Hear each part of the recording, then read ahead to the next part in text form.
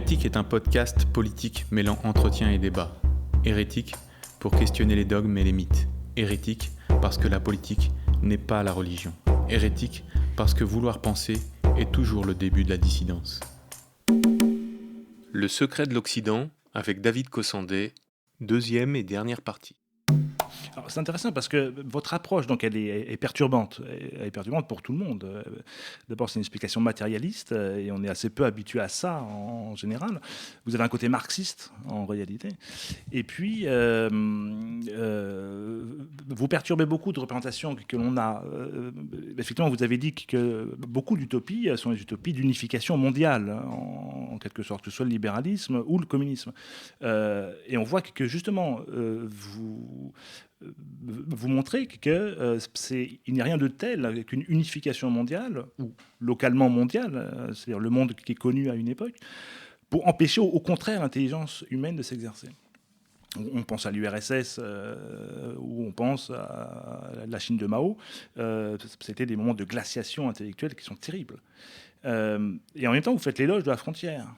C'est-à-dire qu'aujourd'hui, dans un monde qui tend à être mondialisé, vous dites qu'il faut qu'il y ait des entités politiques, des États ou des royaumes qui soient isolés les uns des autres et qui rentrent en compétition. Donc vous faites en plus rentrer dans le système la notion de guerre nécessaire, en quelque sorte. Et là, il y a quelque chose de à la fois contre-intuitif et immoral. C'est-à-dire qu'on a l'impression que la guerre, en réalité, qui est un mal dont on cherche à se débarrasser, vous dites que malgré tout, c'est aussi un facteur de progrès.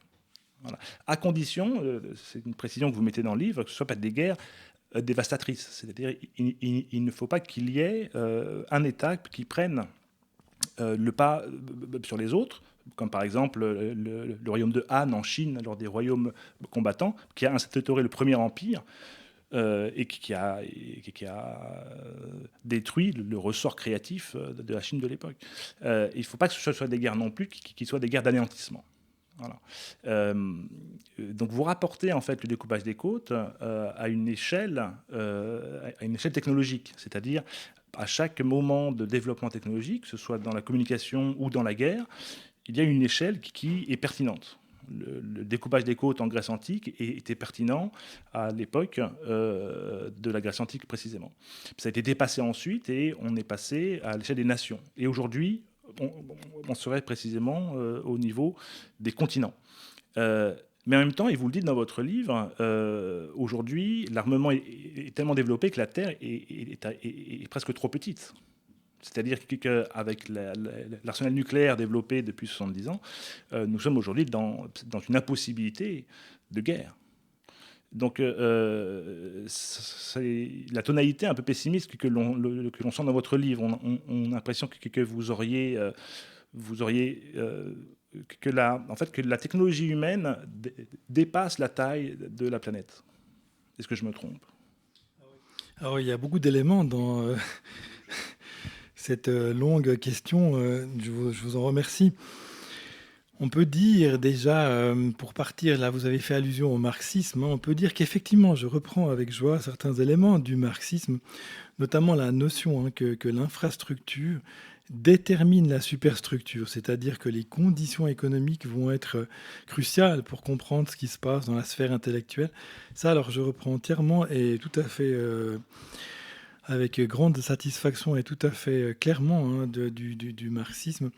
Donc vous pouvez trouver dans ma théorie des éléments qu'on pourrait attribuer comme ça d'une manière vague et générale plutôt aux idées de gauche. Il y a aussi des éléments qu'on pourrait attribuer vaguement et généralement à des idées de droite, comme le fait justement que plusieurs États en compétition peuvent être bénéfiques, alors que dans la gauche, on aurait plutôt tendance à vouloir imaginer une espèce de grande fraternité. Ou alors directement à la pensée libertaire. Lorsque vous faites éloge du polycentrisme, on est réellement dans une... Ou alors l'anarchie, etc. Donc effectivement, je m'amuse beaucoup à apprendre des éléments qui en fait viennent de sources très différentes, parce que finalement, il y a du bon partout. Je reprends, si vous voulez, ce qui est vraiment ce qui est confirmé par l'étude des faits et de l'histoire. J'arrive à une théorie qui peut expliquer s'il y a du progrès ou bien pas dans toutes les civilisations et à toutes les époques, et donc il y a forcément quelque chose. puisque ça ne peut pas être une coïncidence, ça marche si bien tout le temps, partout. Et donc, je me suis fait un plaisir de reprendre des éléments, finalement, de sources très différentes, parfois même en conflit les unes avec les autres, peu importe. J'ai repris ce qu'il y avait de bien dans les différents héritages intellectuels. Et pour reprendre l'autre élément que vous avez mentionné, à savoir le problème de la guerre, ça c'est un problème alors beaucoup plus fondamental et beaucoup plus... qu'il faut traiter correctement, et c'est aussi pour ça qu'il a fallu tellement de temps pour que les gens se rendent compte de la formule magique permettant le progrès scientifique, parce qu'il y a quand même un tabou, il y a quand même une espèce de gêne qui fait que finalement on ne veut pas voir dans cette situation. Effectivement, les guerres ont permis, alors qu'elles sont quelque chose d'affreux, hein, les guerres on n'en veut pas, c'est quelque chose d'horrible, les guerres ont permis des progrès scientifiques, et même des progrès scientifiques majeurs. Et donc, il y a une espèce de contradiction, de conflit qu'on n'arrive pas à résoudre. Et c'est la raison pour laquelle beaucoup de gens n'ont pas voulu ou pas pu, ou ont préféré ne pas voir, si on veut bien, c'est cette causalité-là. Mais c'est quand même le cas, c'est quand même comme ça, il faut le voir comme c'est. Ceci dit, il faut établir une nuance très importante, à savoir que la guerre n'est pas en soi nécessaire au progrès scientifique. Il faut quand même bien spécifier. Ce qui est nécessaire, c'est une compétition entre plusieurs États, durable et solide. Autrement dit, vous avez des effets bénéfiques pour le progrès scientifique, même sans guerre. Et c'est pour ça que finalement, après tout, c'est peut-être plus facile pour nous, aujourd'hui, citoyens du XXIe siècle, de nous rendre compte de l'aspect partiellement bénéfique des guerres, de nous rendre compte de l'aspect partiellement bénéfique des guerres. C'est plus facile pour nous aujourd'hui qu'au cours des siècles passés. Pourquoi ? Parce que nous n'avons plus la grande guerre entre les grandes puissances, justement grâce aux bombes atomiques.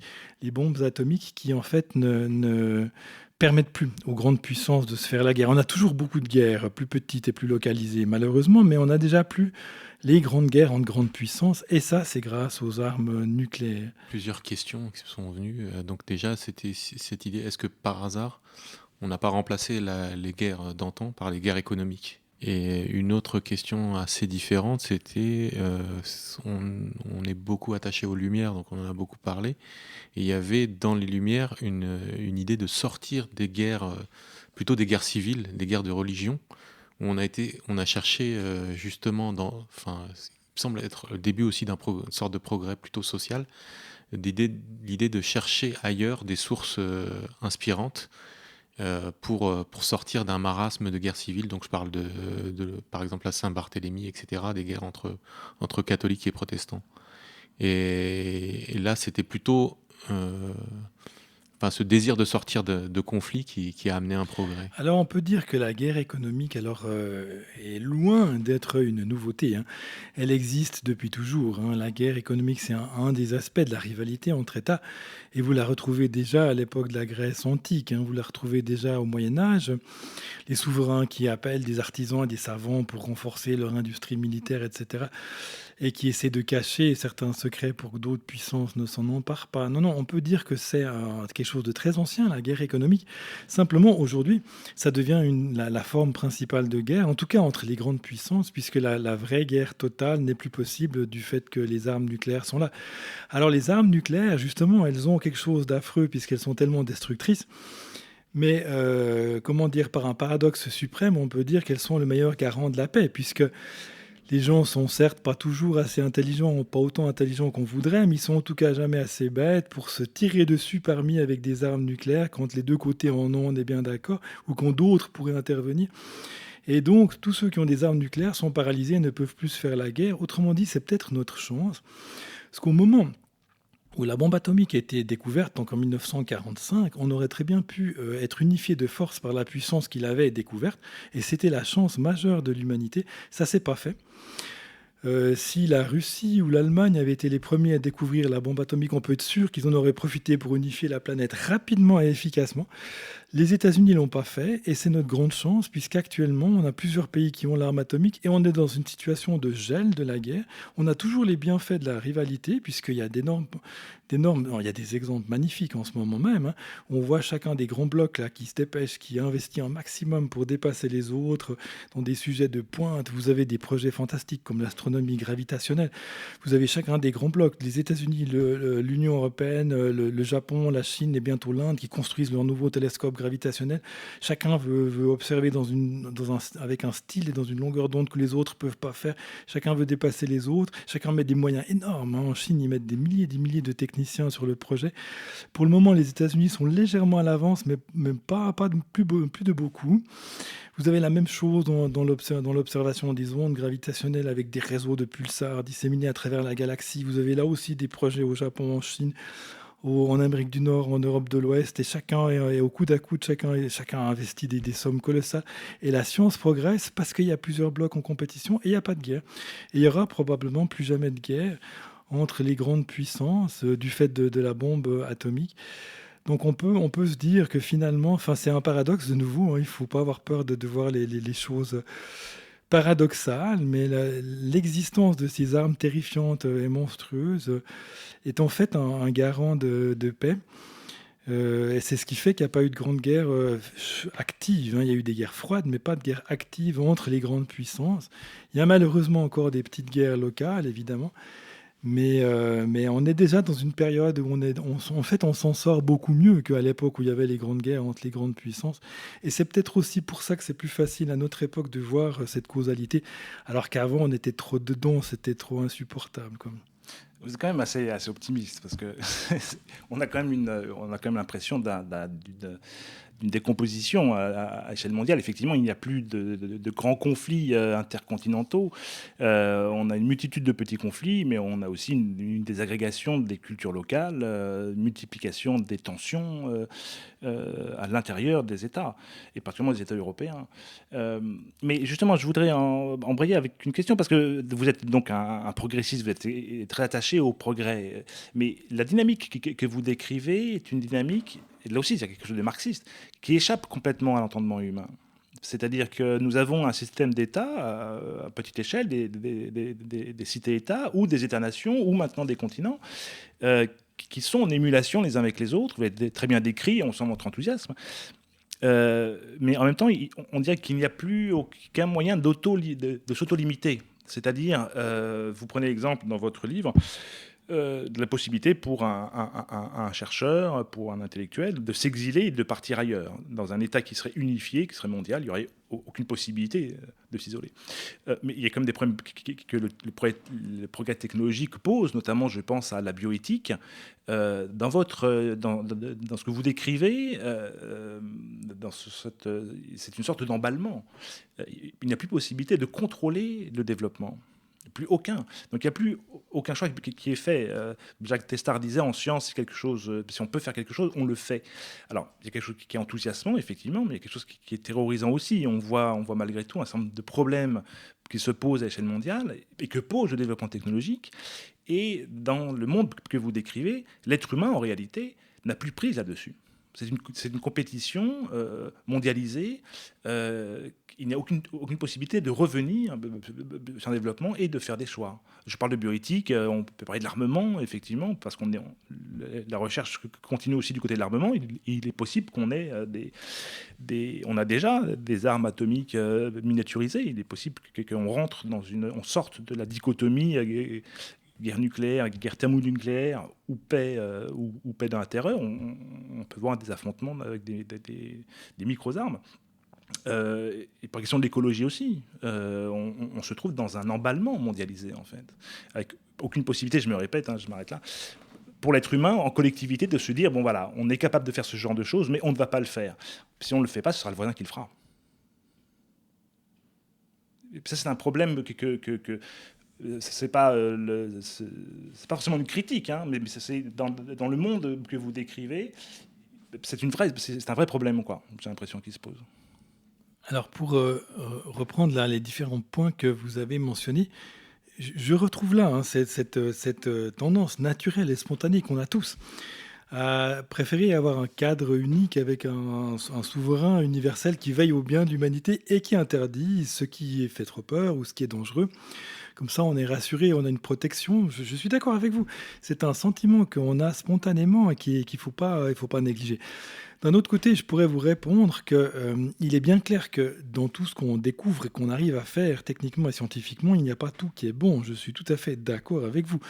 On a une quantité de dangers terrifiants qui nous menacent. Par exemple, on pourrait avoir des laboratoires qui développent des virus et que ça leur échappe, comme c'est arrivé il y a 3 ans, et puis que le virus se répande dans l'humanité entière. Et encore, c'était un virus pas très dangereux qu'on a eu, mais on pourrait avoir des cas bien plus graves. On est d'accord qu'il y a toutes les possibilités de surveillance avec les technologies de la communication, smartphone et autres. On est d'accord qu'il y a une quantité de dangers. On a le développement des robots aussi qui peut faire peur à beaucoup de monde. Manipulation génétique. Les manipulations génétiques qui pourraient conduire peut-être à toutes sortes de choses étranges qu'on ne voudrait pas. Et donc, je suis d'accord avec vous que tout n'est pas nécessairement bon dans ce qu'on arrive à faire techniquement et scientifiquement du tout. Mais ce contrôle que vous appelez de vos voeux, il est quand même là. Alors, ça donne l'impression que c'est l'anarchie, puis que ça va n'importe où, mais c'est pas vrai. Il y a quand même toutes ces puissances en compétition qui ont chacune leur loi.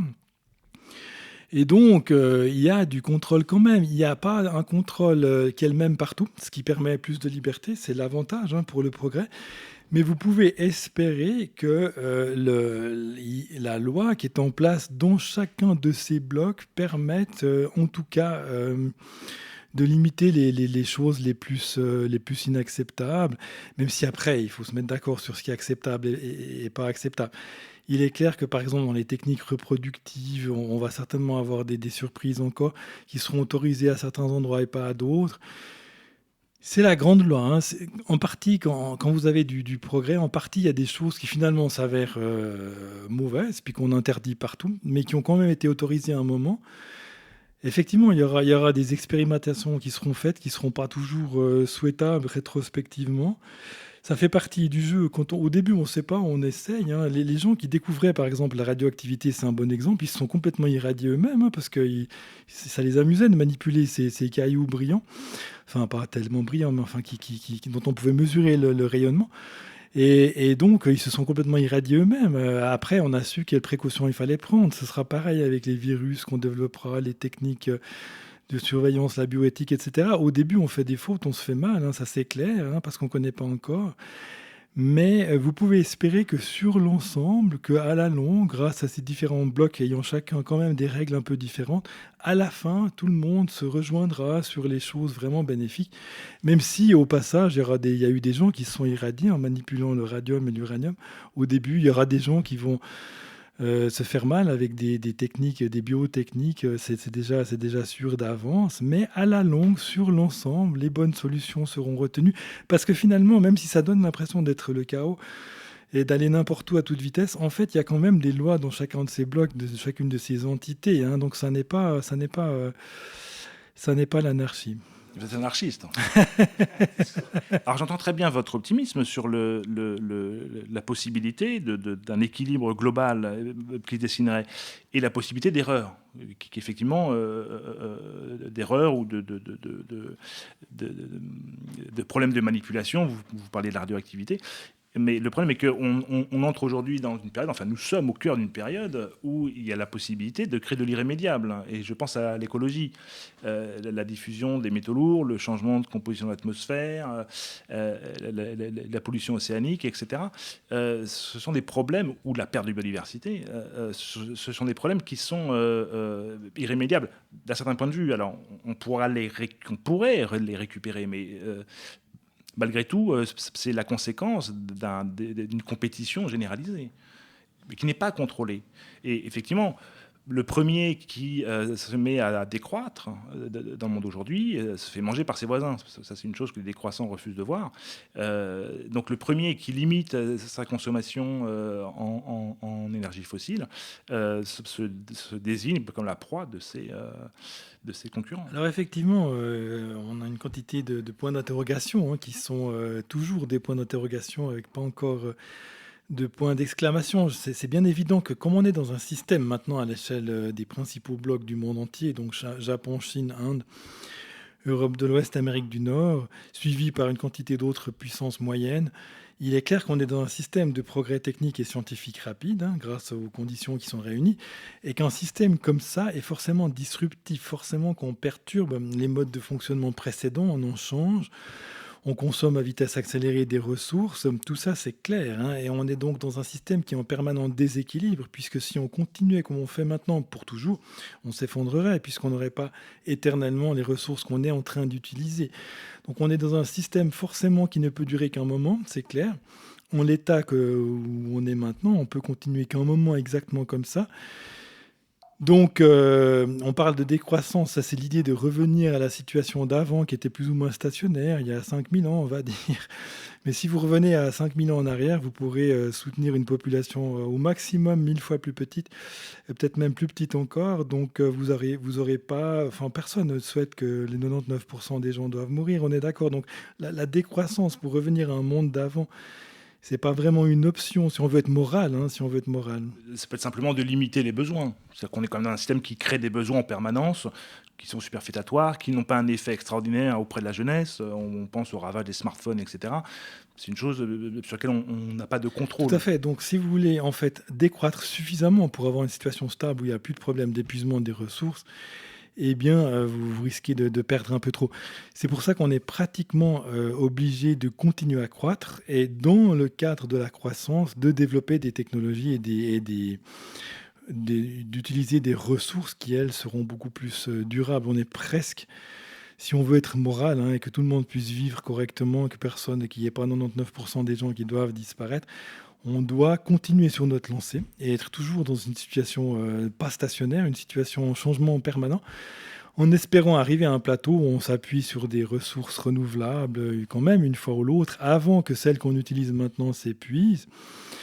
On est d'accord, c'est à peu près la seule solution, aussi bien par le fait que on veut quand même le plus et le mieux, tout le monde veut toujours plus, donc avoir plus en soi, c'est presque... C'est possible, il faudrait juste qu'on l'obtienne en n'épuisant pas des ressources qui ne sont pas inépuisables. Je pense personnellement qu'on y arrivera, mais je ne peux pas le prouver, il faudra attendre, il faudra revenir dans 100 ans ou dans 200 ans. Je pense que dans 200 ans, ou peut-être même déjà dans 100 ans, on sera passé en grande partie à des ressources plus raisonnables, donc renouvelables, comme tout le monde sait, géothermique, solaire, etc. Des ressources qui seront plus, sur lesquelles on pourra compter pendant bien plus longtemps.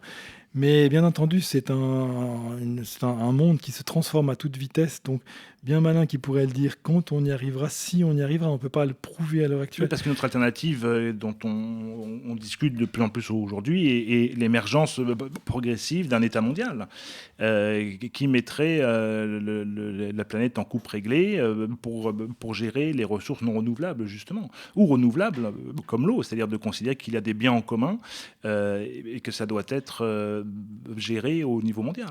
Alors ça, c'est une perspective de beaucoup d'écologistes qui s'en réjouissent. Et l'intérêt de votre travail est de montrer que ce serait au contraire contre-productif. C'est-à-dire que ça annihilerait toute possibilité de continuer la recherche au moins scientifique, donc de comprendre le fonctionnement de la biosphère. Mais c'est une des perspectives qui est en train d'émerger aujourd'hui. Et les instances internationales peuvent préfigurer cela aussi. La crise du Covid a été intéressante de ce point de vue-là. C'est-à-dire, vous l'avez évoqué tout à l'heure, mais ça a été, lorsqu'on l'a vécu en direct, un moment où chacun a pu vérifier de l'importance d'un polycentrisme. C'est-à-dire, on a vu des États qui géraient très différemment la pandémie. Alors que sous un État universel, on imagine la Chine à État mondial, même la pandémie n'aurait pas émergé. C'est-à-dire que les gens n'auraient pas été au courant. Il y a eu un contrôle mondial des médias. Et là, absolument au contraire, on a eu une multitude de réactions et on a pu évaluer qui confinait, qui vaccinait, qui traitait les malades, de quelle manière, etc. Donc c'était une démonstration à échelle mondiale, d'après moi, de l'intelligence de votre approche. Mais donc je répète ma question, le risque est malgré tout l'émergence d'un gouvernement mondial sous prétexte d'écologie. Oui, alors quel que soit le prétexte, hein, quelle que soit la bonne intention, il y aurait forcément une bonne intention.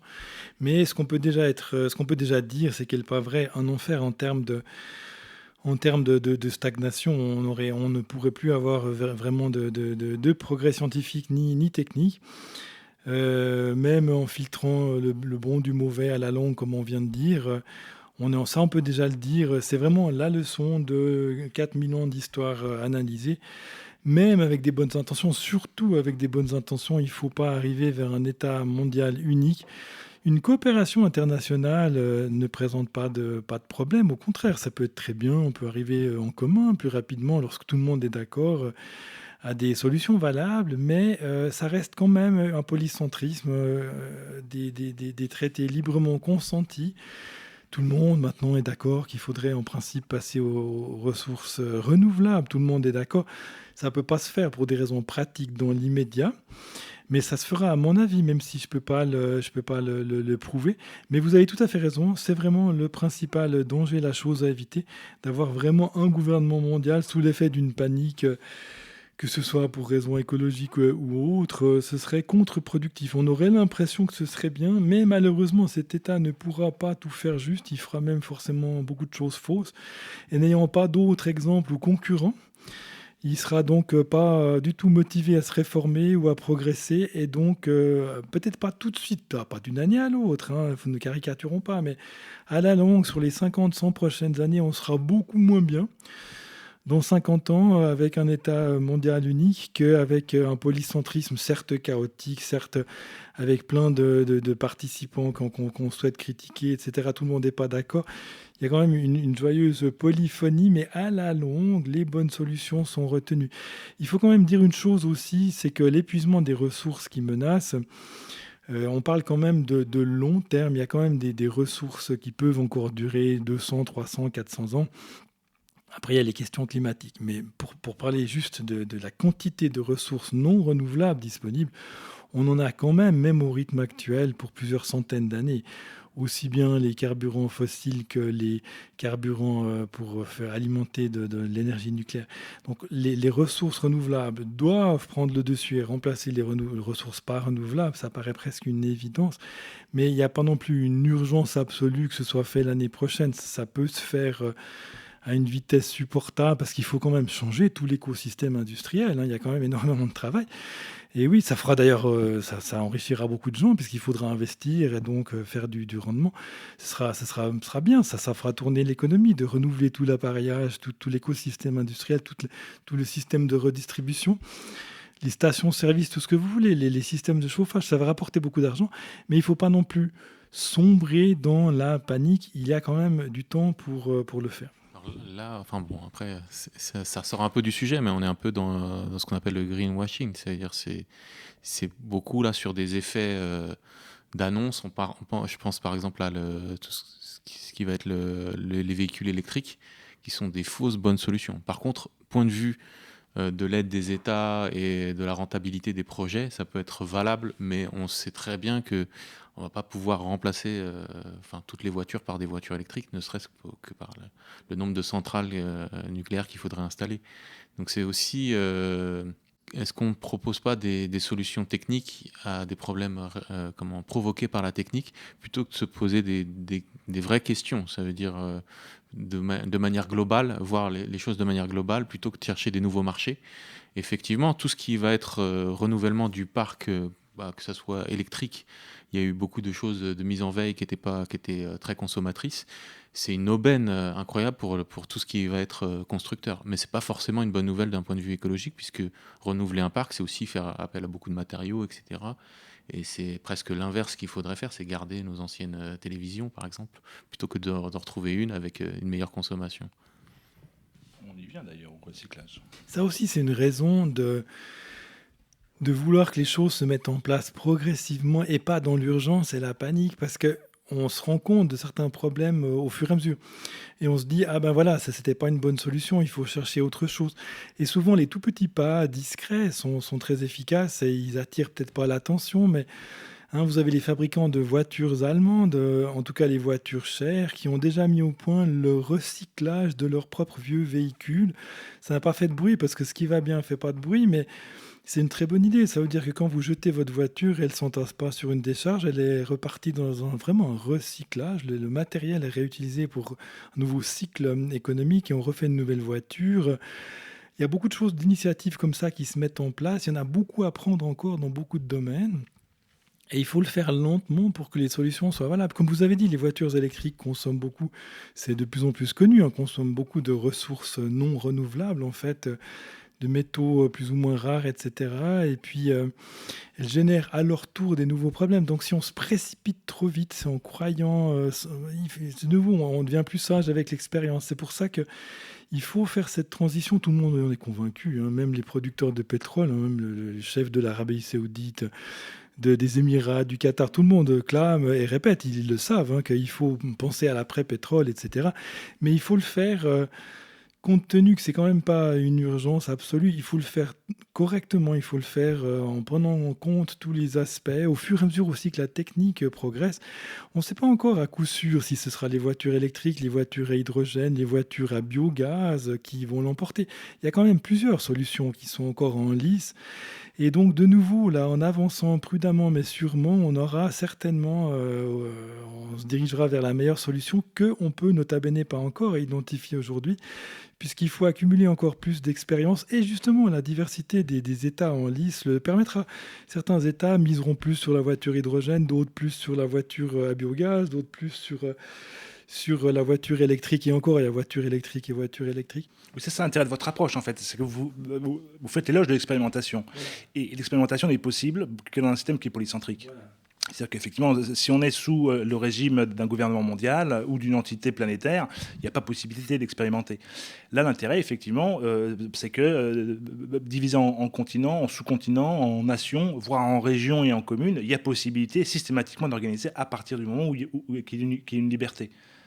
C'est là où vous avez un discours qui à la fois qui pourrait être d'un côté libéral, avec, parce que en quelque sorte vous faites aussi l'éloge d'une main visible, d'une auto-organisation qui émergerait, et à la fois il y a quelque chose de très libertaire au sens où vous appelez les gens en quelque sorte à se prendre en main, à expérimenter et à chercher de nouvelles voies.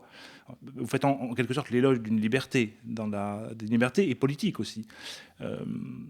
Je voulais juste vous poser la question, parce que c'est un chapitre qui est final dans votre livre, mais qui est très intéressant. Vous faites un peu de prospective en parlant de planétographie, parce que pour revenir à la thèse, vous parlez donc du découpage des côtes, des continents, qui permet l'établissement d'entités politiques séparées, que vous appelez la formule magique, et vous projetez ensuite en faisant de la science-fiction, enfin en quelque sorte, en tout cas de l'anticipation, en disant au niveau planétaire, interplanétaire, il faudrait la possibilité aussi d'un polycentrisme au niveau du système solaire. Le problème est que, et alors vous êtes assez pessimiste, les planètes autour de la Terre ne sont pas du tout hospitalières et bloquent le développement des êtres humains en dehors de leur planète. Alors que l'aventure spatiale redémarre, notamment avec l'émergence de la Chine. Là, c'est un cas d'école. Ça s'est arrêté lors de l'effondrement de l'URSS, ou 20 ans avant même d'ailleurs, par épuisement d'un des concurrents. C'est en train de redémarrer maintenant avec la Chine, l'Inde, etc. Mais vous êtes, là, pour le coup, très pessimiste. Est-ce que vous pourriez nous en dire deux mots ? Oui, c'est un peu une analyse contradictoire. Je suis d'accord avec vous, mais je vais essayer de la rendre claire. D'un côté, on avait la conquête spatiale qui s'était arrêtée par épuisement d'un des deux concurrents dans les années 70, à savoir le concurrent russe contre la puissance américaine. C'était un drame pour le progrès scientifique. Il n'y avait plus de compétition entre puissances, donc tout s'est arrêté. Le moteur nucléaire de fusée était abandonné, c'est dramatique. Les magnifiques développements des fusées lunaires, tout ont été jetés à la casse, oubliés, finis, on a perdu les plans. Enfin, c'est un cas exemplaire de régression scientifique et technologique lamentable. Et maintenant, ça redémarre, puisqu'il y a un nouveau concurrent pour la puissance américaine, à savoir l'Empire chinois, qui lui alors est très fort, très économiquement prospère et pas du tout anémique comme l'était la Russie dans les années 70. Donc ce sera un concurrent qui sera sérieux, qui permettra, je pense, une plus longue compétition entre les deux puissances et donc un redémarrage du progrès technique. On vient d'apprendre que le moteur nucléaire de fusée va être relancé, va être redéveloppé par les Américains, qui avait été abandonné pendant les années 70. Tristement, un débarquement de personnes humaines sur la Lune se refera au maximum dans 5 ans, 6 ans, puisque les Américains, conscients des plans chinois, ont décidé de reprendre les devants et d'être de nouveau les premiers. Donc les Chinois arriveront vers 30 et les Américains vers 25, 26 probablement. Mais comme les Chinois ont décidé de dépasser les Américains, ils débarqueront pas seulement, mais ils construiront des bases sur la Lune. Et donc les Américains devront faire de même. Donc cette fois, c'est reparti pour un véritable progrès durable et sérieux. Et les Indiens sont derrière, puisque les Indiens veulent rattraper la Chine. D'ailleurs, on vient de voir qu'ils ont lancé une fusée en été 2023, une fusée pour envoyer un robot sur la Lune. Donc ils ont l'intention de rattraper les Chinois qui ont déjà réussi à faire ça. Et donc tôt ou tard, ils enverront à leur tour aussi des gens sur la Lune. C'est bien clair, ils voudront égaliser avec la Chine. Mais pour revenir à la question là, que vous avez si justement posée, tout ça, c'est une chose, c'est enthousiasmant, c'est le relancement de la conquête spatiale. Mais ce que je veux dire avec mon côté pessimiste, que malheureusement je confirme, c'est que vu l'environnement planétographique de la planète Terre, vu notre environnement spatial, vu les objets à notre disposition autour de nous, c'est-à-dire Vénus, Mercure, la Lune, Mars et Jupiter et Saturne et leurs satellites, si on regarde tout ça, on se rend compte qu'il n'y a strictement rien d'accueillant pour l'espèce humaine, strictement rien qui permette de développer une base économique, donc des villes, une agriculture, etc. Et donc, il n'y a pas là de terrain d'expansion de l'humanité qui est disponible pour l'humanité, qui aurait permis le passage à une espèce de nouvelle ère interplanétaire où les gens auraient pu vivre sur plusieurs planètes, ce que par exemple M. Elon Musk appelle de ses voeux, ce dont il rêve. Je le comprends bien, mais je le contredis en lui disant il n'y a pas le substrat géophysique nécessaire. On ne peut pas vivre sur Mars comme ça. C'est un monde absolument affreux, Mars. Vous êtes exposé au rayonnement cosmique, il n'y a pas de champ magnétique, vous avez une gravitation pas suffisante, vous avez donc les os et les muscles qui vont disparaître, qui vont s'affaiblir par rapport à ceux qu'on a ici. Vous n'avez pas de terre permettant de l'agriculture, vous avez très peu de soleil, vous n'avez presque pas d'eau, c'est affreux. Pas d'air à respirer. On a bien meilleur temps de vivre dans les îles du nord du Canada, au mieux du Groenland, c'est beaucoup plus accueillant. Enfin, tout ça pour dire que nous, l'humanité, on n'a pas d'environnement adéquat pour une expansion de nos conditions de vie à une échelle interplanétaire. À moins, gardons quand même un bémol, à moins qu'on découvre à la suite de je ne sais quel progrès encore pas possible d'imaginer actuellement, que finalement on puisse très bien vivre sur la Lune et sur Mars. Gardons quand même une porte entrouverte, mais a priori, à partir de ce qu'on connaît maintenant, c'est des mondes absolument inhabitables qui pourront héberger au maximum quelques bases, justement grâce à la compétition entre Chinois et Américains. Il y aura forcément un jour des bases sur Mars, mais c'est juste des bases. C'est pas de la colonisation, c'est pas des villes, c'est pas des nouveaux pays, ça va pas changer les conditions fondamentales de vie de l'humanité dans son ensemble. Comme maintenant les bases en Antarctique, ça change rien à la vie en Chine et aux États-Unis et en Europe. C'est juste la recherche. Autrement dit, nous, l'humanité, n'avons pas, à moins d'un développement encore imprévisible technique, le bon substrat géophysique pour passer à l'étape suivante de notre niveau technologique, à l'âge spatial, ce que peut-être, ou même à peu près certainement, d'autres sociétés intelligentes et techniquement avancées ailleurs dans la galaxie ou dans les autres galaxies ont certainement, statistiquement, vous avez forcément une fois un endroit où il y aura plusieurs terres côte à côte dans le même système solaire qui permettront aux habitants de la première planète de s'étendre sur les planètes voisines et donc de passer à ce stade suivant des conditions de vie technologique. Mais donc, nous, on n'aura pas cet environnement, mais certaines sociétés l'auront certainement pour des raisons statistiques. Il y a tellement d'étoiles, tellement de planètes. Et donc, au moment où j'écrivais la première version du livre, on ne savait pas on venait de découvrir une planète autour d'une autre étoile. Maintenant, on sait qu'il y en a des milliers et probablement des milliards.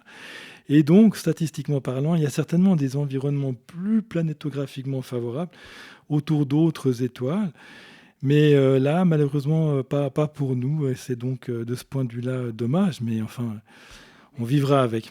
Mais vous avez justement à ce propos-là des pages qui sont extrêmement intéressantes parce que vous dites si l'être humain est coincé sur Terre et que le développement, c'est une formulation, hein, et que le développement technologique continue, en réalité, on va développer des technologies spatiales mais sur Terre.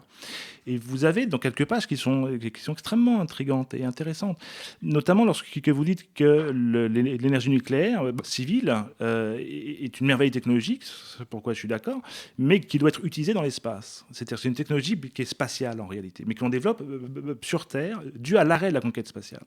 Et je trouvais que c'était un regard très pertinent. Vous parlez de la robotique aussi. Même chose, la robotique est assez peu utile sur Terre, mais par contre, elle serait très utile dans l'espace, effectivement. On pourrait parler des manipulations génétiques, etc. etc.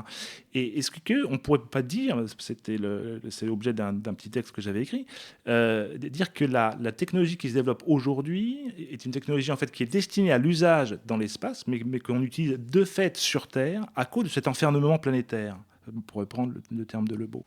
C'est exactement ça, vous l'avez formulé de manière magnifique. Je ne pourrais rajouter un seul mot, si ce n'est qu'on va quand même pouvoir utiliser ces technologies qui sont par nature spatiales, comme vous l'avez très bien rappelé.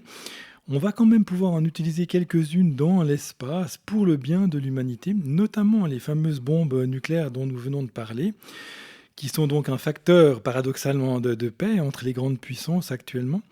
Eh bien, ces armes pourront aussi sauver l'humanité au cas où un jour un météorite, un astéroïde est découvert, comme quoi il aurait une probabilité relativement élevée de percuter la Terre. À ce moment-là, le seul moyen de sauver l'humanité sera de le dévier. La NASA vient de faire un essai avec un espèce de petit missile. Elle a tiré sur un astéroïde pour voir si elle pouvait le dévier. Elle a réussi à le dévier. C'est tout neuf, mais il faudra faire ça à plus grande échelle, bien sûr. La NASA a organisé ce projet avec cette idée de savoir quoi faire si on découvrait justement un astéroïde menaçant. Et là, si on découvrait un jour un gros astéroïde menaçant, alors on utiliserait la technologie spatiale, donc l'arme atomique, dans l'espace, à savoir on tirerait un de ces fameux missiles intercontinentaux qui sont faits des fusées, donc faites pour aller dans l'espace. C'est par nature spatiale, toutes ces technologies. Et on pourrait donc dévier, à condition de découvrir l'astéroïde menaçant assez tôt, on pourrait le dévier grâce à des missiles en fait redevenus des fusées comme c'est leur nature fondamentale, et en faisant un choc assez fort à proximité avec une explosion de type atomique à côté d'un astéroïde. On pourrait à ce moment-là empêcher le danger de se matérialiser et donc l'astéroïde de percuter la Terre. Je rappelle que ce n'est pas le cas pour le moment. On n'a découvert aucun astéroïde qui menace la Terre. Il n'y a aucun danger actuellement. Mais cette découverte surviendra forcément une fois, puisqu'il y a tellement d'astéroïdes. On en a découvert 500 000 d'un coup dans une seule analyse là, du ciel faite par un seul télescope il y a 2 ans. On va forcément découvrir des astéroïdes menaçants. Et là, on sera très content que l'arme nucléaire sauve l'humanité. Oui, mais si on reste sur Terre, ce sera la dernière question. On va être en face d'une situation qui est inédite, c'est-à-dire avec un surdéveloppement des techniques, avec un environnement matériel qui n'est pas du tout adapté. C'est absolument exact. On arrive à une configuration un petit peu comme un cas de surfusion, une situation où on est trop serré dans un cadre avec une technologie qui permettrait beaucoup plus d'expansion et qui serait faite naturellement pour s'épanouir à beaucoup plus grande échelle. C'est clair, c'est absolument clair. Enfin, avec quelques exceptions quand même, comme ce système de défense planétaire que la NASA a commencé à mettre au point et a commencé à y réfléchir. Mais tout ce qu'on pourra faire, c'est en tirer le meilleur parti et utiliser au mieux de notre connaissance et de notre sens des responsabilités pour que justement on s'en sorte bien malgré qu'on est dans un cadre un petit peu étroit pour ces technologies. Un autre exemple sera le développement de la fusion nucléaire qui se fait dans le sud de la France, là, à Cadarache, le projet ITER, avec lequel on va essayer de reproduire la fusion des atomes d'hydrogène pour faire beaucoup d'énergie, comme ça se fait dans les étoiles, comme ça se fait dans le Soleil. Ça aussi, c'est une technologie qu'il faudra bien maîtriser, bien contrôler, pour que tout soit toujours bien sous contrôle. Il faudrait vraiment que les ingénieurs travaillent bien. Mais ça, c'est aussi un autre exemple de technologie qui serait plus à l'aise dans un grand espace vide, très loin, très loin. Vous venez d'entendre la deuxième et dernière partie de l'entretien avec David Cossandet, le secret de l'Occident. Rendez-vous dans 15 jours pour un nouvel entretien. Vous pouvez retrouver les documents évoqués lors de l'émission ainsi que d'autres permettant de prolonger la réflexion sur notre site hérétique.fr. Le podcast est disponible sur toutes les plateformes d'écoute.